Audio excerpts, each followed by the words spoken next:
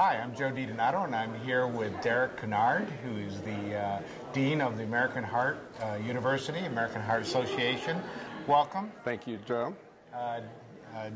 Derek has just gotten out of one of his sessions, and he's shared some of his best practices with how to get people to actually come to training. Maybe you'd like to give a little snapshot view of that. Sure. I did a presentation on marketing your e-learning with Flair, and it was well received. I spent some time talking to the group about the fact that we can all build training classes, we can all build online courses, but the thing that really sets you apart is how you market it and how you promote it to the staff and employees of your organization, because you can build it and if they don't come, there's, you know, it's a moot point. So we spent a lot of time looking at some of the promotional items that we built at the American Heart University, because at American Heart University, one cool thing that sets us apart, I think, from one of the others, and I think is part of why we were voted #1 of your top 100 list, which we're very proud I didn't mention that. It's a big thing. Is the fact that our training programs are perhaps no different than anybody else's in our online programs. Many of them are off the shelf. But I think what sets us apart is the fact that we really get out there and we promote and market ourselves to our staff members, have summer learning programs, have events that really draw people into the courses, and then we connect the courses to our competencies and results. And we've seen some really outstanding changes occur over the past few years. And now you're going to start to reach out to the volunteer audience, is that correct? Yeah, we are. We've already reached out. That's a big crowd. Tell the folks how big that crowd is. The crowd of volunteers at the American Heart Association ranges in the 20 million range. And that's a fair number. It's small. Just one view of one course by everyone. I don't think anybody actually knows how many people are involved in helping out at the American Heart Association, the American Stroke Association, but we know it's in the millions. And so we have recently launched to about 1,000 of our board members, our volunteer leadership across the organization, and our metro market presidents and chairs. And we felt that this would be a good opportunity for us to provide some free online learning to these key individuals that are really critical to our success as an organization.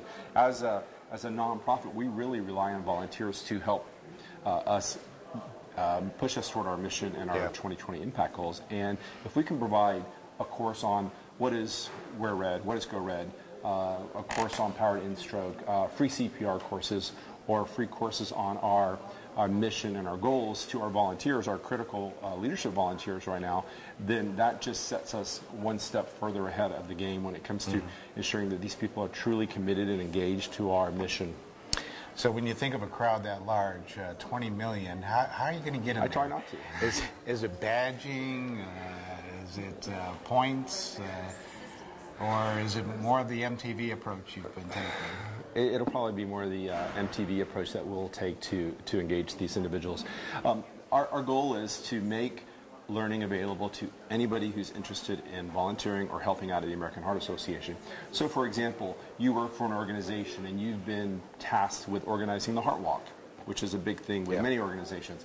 Well, you could then come to the American Heart University, go online, and maybe take a 15-minute course on organizing the Heart Walk, or another 15-minute course on recruiting members to your Heart Walk team.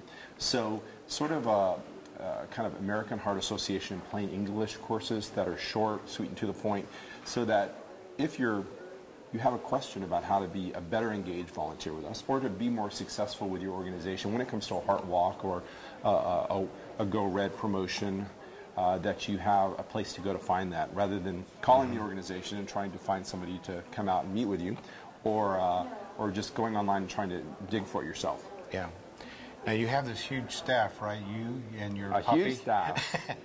I think people, they look at an organization like American Heart Association, oh, well, he's got 1,000 people on his staff.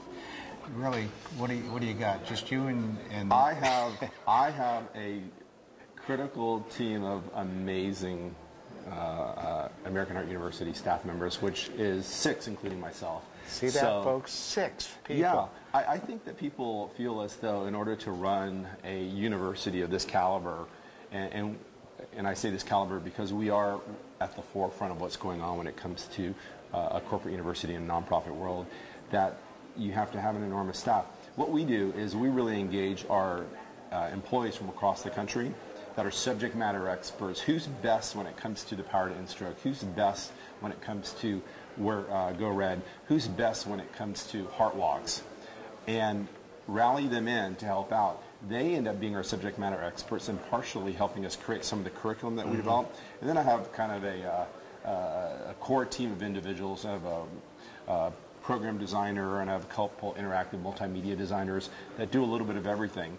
And I'm heavily involved in every single project. So we make sure that we focus on the wildly important, and that any course that we develop and launch at the university is key to our success rather than a nice to have.